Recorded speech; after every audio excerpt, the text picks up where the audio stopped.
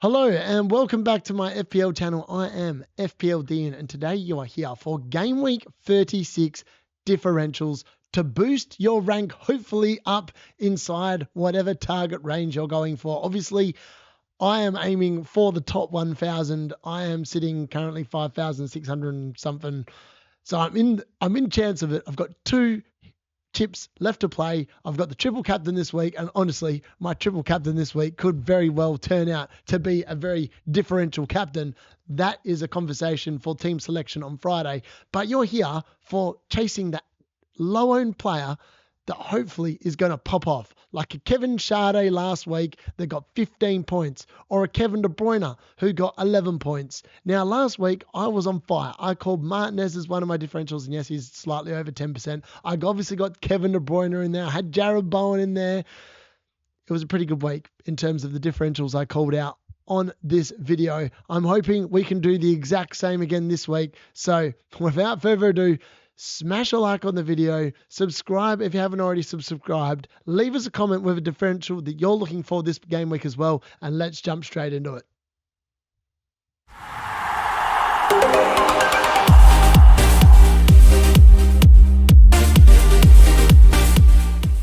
Game week 36 differential notes. What is it that you need to know? Well, we are into the last 3 weeks of the season. That means that this week is worth 33.333% of the remainder of your season. So if there is a time to take a punt, it is now. And look, I will probably be taking some punts. I've got 2 free transfers myself, and I can guarantee that some of the players I am covering today in this video are slightly over 10%, and it is going to be slightly different, but their effective ownership is under 10%.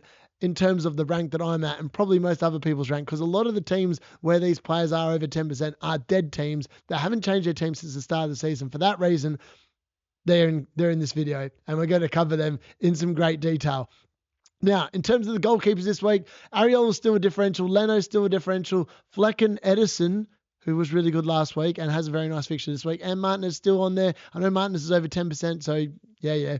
Defenders, Aina, he's over 10% as well, but he looks brilliant, and his effective ownership in terms of the top teams is very low. O'Brien, Murillo, yes, he's yellow flag, but potentially he could be a really good option again this week after his goal last week. Wan-Bissaka with that assist, he's still looking good. Ruben Diaz for Man City, great double up in the defence. Maybe that's the way to go. Konza, Trippier, Collins. I know Collins didn't concede 3 goals, but I think this week against Ipswich is going to be slightly better for him. Nico Williams with that assist for the Murillo goal, and Sessegnon has to be put in here. They're playing Everton, and he keeps on getting put in advanced areas. His underlying data is actually super good. I wouldn't bet against him not returning again. In the midfield, we're talking about Semenyo. Savinio this week is in there. Matoma, De Bruyne. Now, I'm going to talk about De Bruyne a little bit later on when we get to the midfielder differentials. Trossard, Gibbs White, Alanga, Bowen, Ismail Assar. Now, Bowen's just over 10%, but he's still on here for that reason. Asensio's still there. Enzo, that everyone's forgotten about, has been super good over the last few weeks as well for Chelsea. Much better than Cole Palmer. And probably he needs to be in a serious discussion between now and the end of the season. Damsgaard's been great. Garnacho with that massive haul on the weekend. Sade with that massive haul on the weekend. Jota started for Liverpool. And then the forward line, Jordan Stratton last night obviously missed the last game, but it's a nicer fixture for the Wolves this week. Jackson obviously is looking in good form, particularly with 2 goals in the Conference League prior to the weekend. Better obviously returned. Delap, he's still a very good option with the fixtures coming up for Ipswich Town. Cunha, I know he's over 10%, but I just think that he's going to pop the next few weeks. And Haaland is in here because I think his effective ownership is super low. Not many people will be able to bring him into their teams. He is an unbelievable differential if he's past fit this week, and is definitely the one that I'm exceptionally interested in moving forward before the deadline. The Game Week 36 FDR. So as I said, most of the people that feature in this video have got amazing fixtures this week. So Brentford have that Ipswich away fixture, which screams points and big amounts of goals for their assets. I can see a lot of things going down in that game. I can see Mbeumo return. I can see Shard return. I can see Collins return. I can even see Flecken getting an assist from the back line. It's all possible in that particular game. I can also see Liam Delap scoring in this game as well. It is the kind of game where, You know, I saw Man United put 3 goals against Brentford on the weekend. It's a kind of game that Delap could definitely do some damage in as well. Now, Aston Villa Bournemouth could be an interesting game. I think there could be goals in that game as well. Both teams chasing for Europe as well. Brighton versus Wolves, interesting fixture. I'm not sure if I'm overly keen on any particular assets. 100% outside of Cunha, though, in that particular fixture. Now, Everton, still a good team to target over the next couple of weeks. And Fulham, you could argue, are a really good team to target this week, especially with Everton at home. There's some of the assets might be worth a look. West Ham obviously play Man United off the back of that Europa League. Now, maybe some Man United assets are worth a look, and there is one that actually features on this video. I didn't think I'd be covering another Man United asset this year, but the form and the underlying numbers has to be talked about. Nottingham Forest obviously have the Leicester fixture, which is the best fixture on paper going around at the moment, so you would expect them to return. And yeah, Manchester City have Southampton. So look, those are the fixtures you need to be aware of. That's where you need to be targeting the assets. And ideally, you want to be targeting midfielders and forwards more so than defenders and goalkeepers, just due to the fact that there is a lot more upside of attacking returns in the midfield and forward positions. And that's where the majority of points can be had, especially with the way the bonus points are handed out this particular season. The assistant managers of Game Week 36 table bonus, and they are slim pickings. Slim pickings this week. I don't even know if I'd go for any of these. If I'm being brutally honest, this is the one week where I would not be championing the table bonus. When all 3 games of table bonus are relying on managers whose teams have already been relegated, does not feel like the correct play. I think realistically, I'll be playing on Pep Guardiola against Southampton. And if you've got 3 City players, I think then you'd look at Nottingham Forest versus Leicester. I think that's probably your next best bet. Realistically, the only one here I think that's got any hope of table bonus this week is probably McKenna against Brentford. I can't see Van Nistelrooy doing anything against Nottingham Forest, and I definitely can't see Russ getting anything against Manchester City. If you're a gambling man, you could bet against Brentford. Brentford do concede goals, but they also score a boatload of them, especially against the bottom sides. So for that reason, but Brentford are chasing for Europe still, and these guys are all relegated. So I'm not sure it's a policy that I would be going with necessarily. But if you're a gambling man, McKenna is where I would go. Otherwise, I'd just be playing it safe and going with a Pep or a Nuno this particular game week. The goalkeeper differentials to game week 36. So there are 2 that remain here from game week 35. And the first one is obviously Flecken, 9.5% ownership. I mean, Ipswich away, you would think is going to be okay, but he did concede 3 against Man United following that obviously clean sheet against Nottingham Forest. So I don't know. I'm not sure if I'd be overly confident on a clean sheet there, but it is definitely something worth looking at. Now, Edison's ownership is not 15.1%. I've made an error there. And as I said, quite often, unfortunately, I make a little error on one of these things almost every single week because I do use the same kind of template. Edison's ownership is, I think, 5 or 6%. It's not very high at all. He obviously, everything else, though, is correct about that. So he's actually got an expected goals conceded of 1.17 for the season, which is actually pretty good.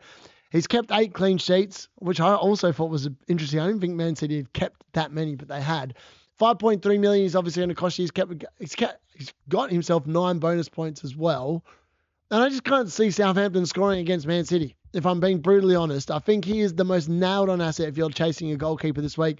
Flecken obviously does have that kind of potential. I mean, he could be good, but I don't know. Martinez obviously was the standout last week with 9 points. He's got Bournemouth away this week, and I think Bournemouth will give Villa some problems. I can't see a clean sheet this week for Martinez, but then I can see one the following game week against Tottenham and potentially one against Man United. So for that reason, I think Martinez is probably still the best keeper of the 4 through to the end of the season. But I think this week, Edison's definitely your pick. Then we've obviously got Leno. Now, they've got Everton at home, Brentford away, Man City at home. Not the best 3 fixtures, but this week against Everton, I would probably put that in a green category rather than the grey category. Again, he's got 1.17 expected goals conceded per 90, which is actually pretty damn good. It puts him on the same level as Manchester City's goalkeeper, and that feels pretty good. But again, you're paying $5 million, and he's only kept 5 clean sheets for the season, so that's not overly fantastic underlying data. And he's got, Aston Villa and Fulham just have the same amount of clean sheets. It's actually unbelievable how poor they have been. It's just one of those things, unfortunately. I think goalkeepers, you'd be wasting a transfer on any of these goalkeepers this week. The best goalkeeper to buy is obviously Matt Sells against Leicester. They probably have the best chance of keeping a clean sheet outside of Edison, if you are so inclined that particular way inclined. So the defenders for game week 36, and look, 2 of these guys stay the same as well. Now, Nico Williams is still, I think, probably the best defender to buy this week. You could bring in an Aina. Aina's 12.5% ownership, I think, but effective ownership is super low because of the fact, obviously, he got injured. Lots of people sold him. A lot of the teams that still have him are dead teams that just had him at the start of the year when he was popular and then haven't looked at their teams for the last 30-odd weeks. Nico Williams, though, is definitely the pick. 3.7% ownership, 0.14 expected goal involvement per 90. Obviously added an extra assist to his tally over the week, so he's got 1 goal and 3 assists now with 10 clean sheets. Expected goals conceded per 90 continues to go the wrong way, though. It's up to 1.37 now. He's going to cost you 4.5 million. But the next 2 fixtures, you would think Nottingham Forest keep 2 clean sheets the next 2 weeks. You would think that would be the case. That's the way I would be thinking. Now, Collins, Ipswich away, again, a really good asset to have here. He's up to 4.6 million now, 0.11 expected goal involvement per 90. But 1.52 expected goals conceded per 90 means that you're probably not going to get a clean sheet. He's only kept 6 for the season. Again, really low ownership. Again, could be another option to have a third Brentford asset in your team. And I don't mind that, particularly against Ipswich this game week. However, if you want a defender that you would think is probably a lock and you want to get a third Man City asset that's probably almost 100% nailed, it's Ruben Diaz. 4.2% ownership, that Southampton away fixture. He's actually got 0.11 expected goal involvement per 90, which I thought was a lot higher than what I was expecting to be when I did the research into this. His expected goals conceded per 90 is 1.2, so fairly good in comparison to the other defenders on this list. But he's got no goals, he's got no assists, and all he's done is keep 9 clean sheets for the season. And he's going to cost you 5.5 million, which is quite a hefty investment into your defense at this time of the season when you could be doing other transfers in the midfield and forward, really chasing those points. I can't see a really attacking return from Ruben Diaz. But one that I can see an attacking return for is Sessegnon.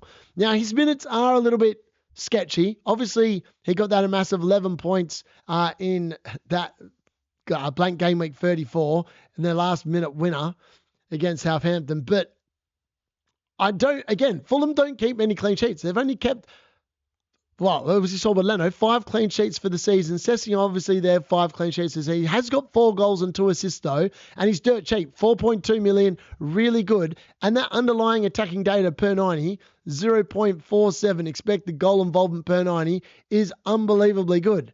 There's no reason to think that he can't do that again. And for that reason, I think he could be a really good asset. I'm not sure. Maybe it's where you want to go. It just could be a really good asset. Again, expected goals conceded per 90, 1.35. The main concern I've got with Sessegnon is the minutes risk. He only played 57 minutes on the weekend.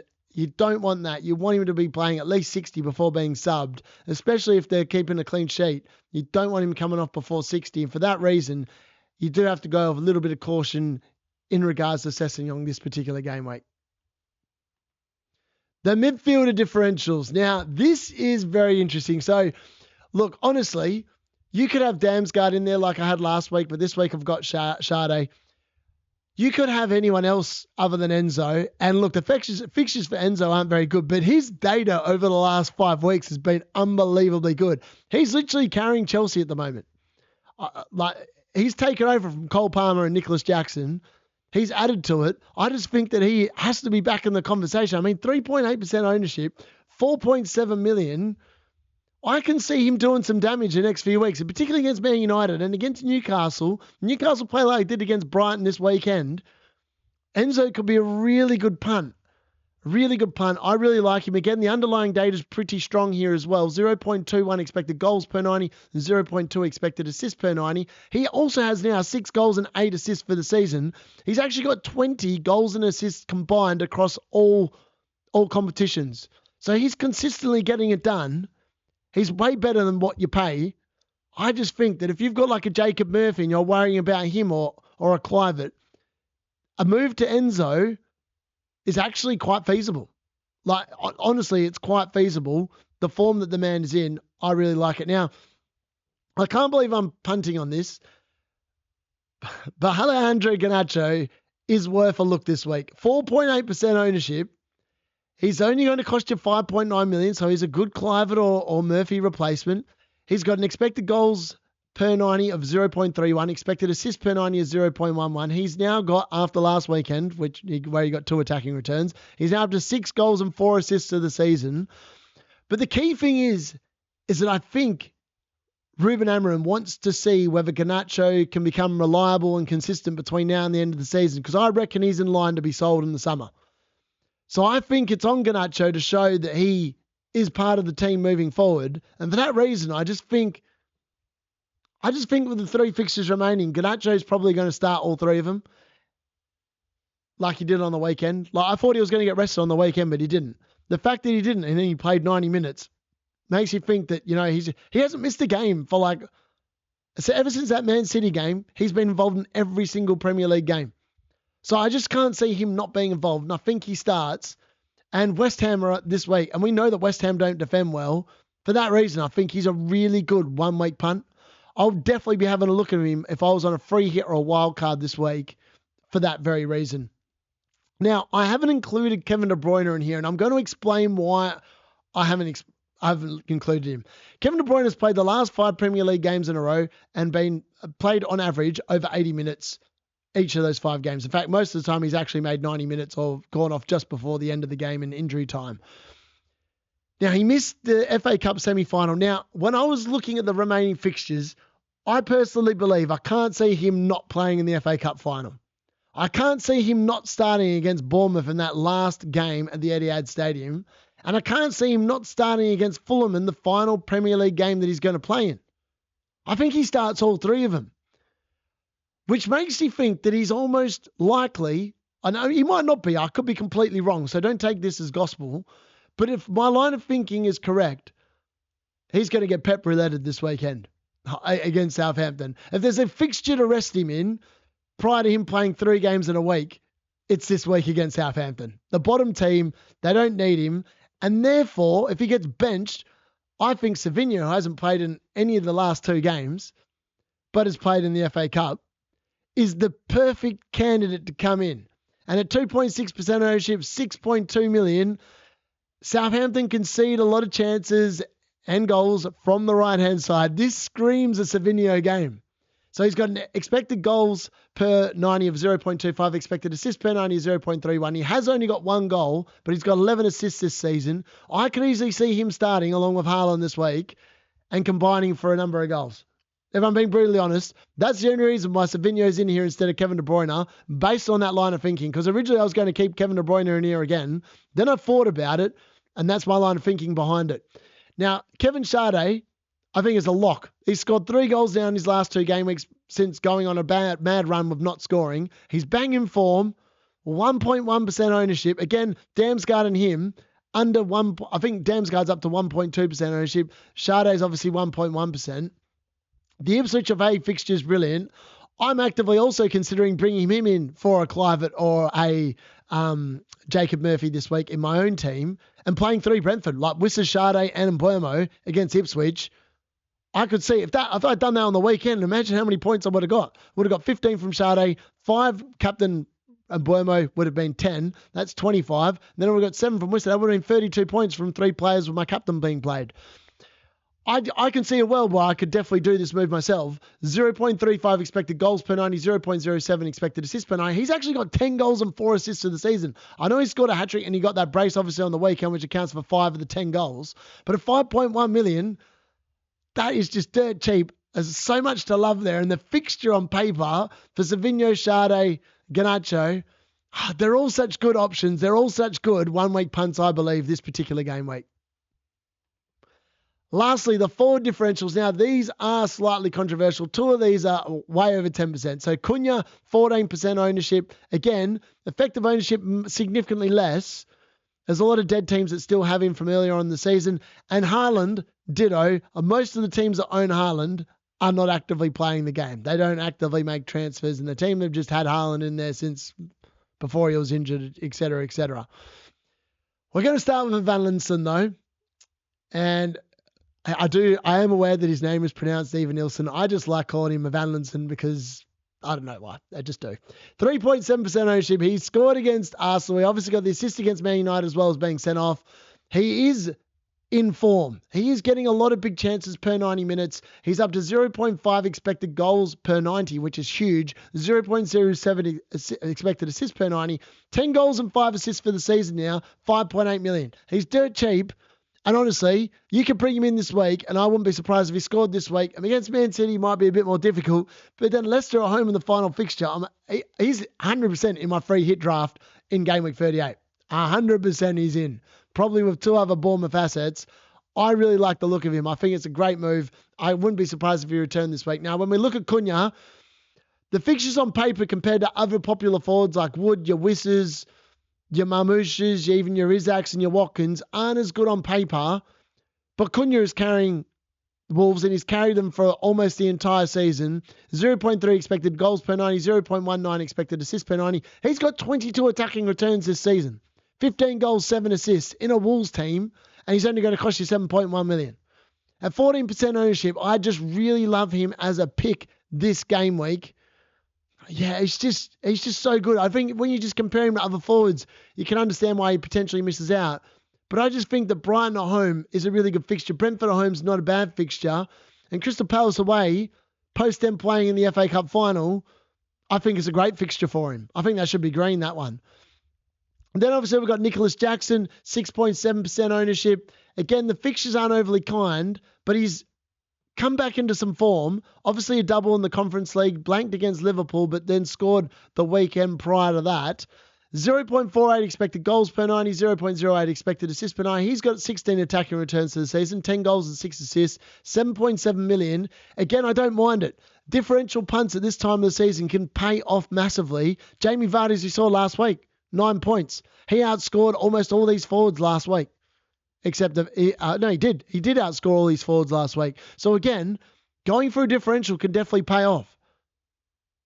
I just think it's the way to go for the last 3 weeks. Have a bit of fun, finish the season with a bang, and hope you get green rockets.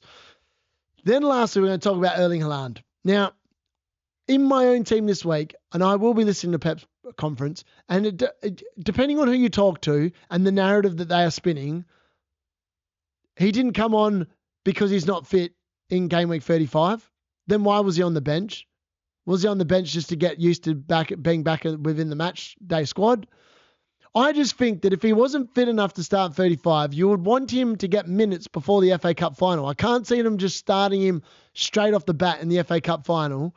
So for that reason, I think he starts in game week 36 against Southampton. Now, I don't know how many minutes he plays. Maybe he plays 60, maybe he plays 70 and then gets taken off for Marmouche. I don't know. I'm just saying that. Marmouche probably starts with him, if I'm being brutally honest. I think that's why Kevin De Bruyne drops to the bench. That's just what I'm thinking. I just think this is such a differential play because no one at my rank is probably going to be bringing in Haaland with one free transfer. I've got 7.4 million in the bank. Exact money to go from Marmouche to Haaland in my own squad. 0.75 expected goals per 90, 0.06 expected assists per 90. Even with all the games he's missed, he's still banged in 21 goals, barely any from the penalty spot, with 3 assists. Obviously, he costs an absolute fortune at 14.8 million, but he could be the ultimate differential this week. And for that reason, I just think that if he's fit and we get any hint that he's starting prior to the deadline, I may well bring him in and I may well put my triple captaincy on him. I'm not even lying. I might just take a risk and hope that he gets more than the 6 points he got against Southampton the first time round. So yeah, I just think it's a great play. I'm really intrigued by it, and I think I'm going to do it. So that's my differentials for game week 36. Who do you like this week that I have put forward 4 suggestions? Is there someone that takes your fancy more than others? Am I barking mad with the midfielders? Am I barking mad on the Kevin De Bruyne being benched for Savinho? Is that just something that I can see, or is it something else that you can see as well? I just think that Southampton fixture is the perfect time to give that man a rest prior to that last game week, well, the last final week of his career at Manchester City, and let him play the last 3 games from the start. I don't know. That's just my personal thoughts. Let me know in the comments which ones you are interested in this week. Which punts are you looking at? Or are you just going to be following the template crowd and protecting your rank? Let me know in the comments. I'll see you again tomorrow for transfer tips, and then Friday for team selection. And then Saturday, I'm being joined by FPL Have a Beer for my Game Week 36 triple captaincy deadline stream. I hope to see you then. That's been the D Unit.